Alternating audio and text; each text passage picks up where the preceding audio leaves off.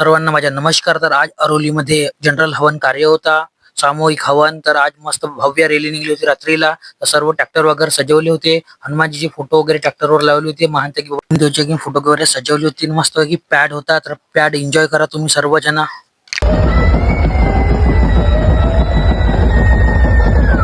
खतरनाक नटराजच्या पॅड वाजवतात। इकडे सोहिल भाऊचे डीजे होते, इकडे हे बसले होते सोहिल भाऊचे ऑपरेटर की सर्व वर्तन। इकडे सेवक सेविका बालगोपाल सर्व नाचत होते, पुरा राळाच होता आज रात्री अरोलीमध्ये, पुरा माहोल।